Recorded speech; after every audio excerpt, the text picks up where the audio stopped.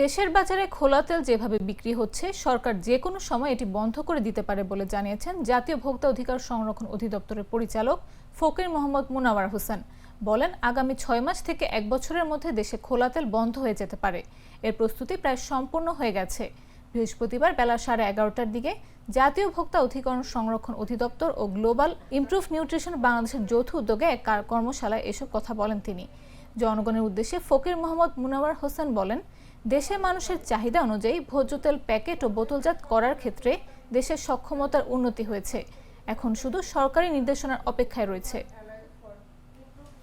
বাংলাদেশে nutrient survey 2011-12 অনুযায়ী বাংলাদেশে স্বাগত বক্তব্য বাংলাদেশে যেভাবে মার্কেটিং হচ্ছে, এই মার্কেটিং এ খোলা তেল হিসেবে যেটি মার্কেটিং এখন চলমান, এটি সরকার আপাতত বাধা দিচ্ছে না, বাট সরকার পছন্দ করে যে কোনো সময় এটি বন্ধ করে দিতে পারে। এই বন্ধ করার আগে আপনাদেরকে বলে যাওয়া, যাতে বন্ধ করলে সরকার যখন বন্ধ করে দিবে তখন যেন আপনারা বলতে না পারেন যে সরকার এটা কি করবে।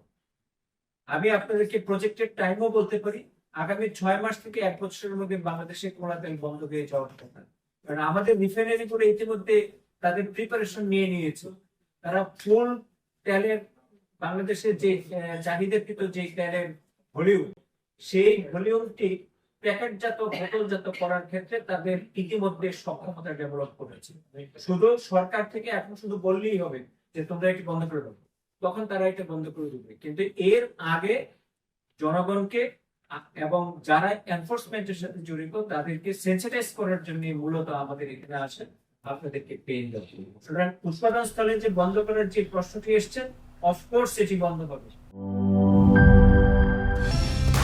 কালার এক্সপার্ট, জর্জ স্যাপ এবং মাইল্ড অন হ্যান্ডস টেকনোলজি সমৃদ্ধ অরিক্স ক্রিস্টাল ওয়াশ আপনার লন্ড্রি এক্সপার্ট।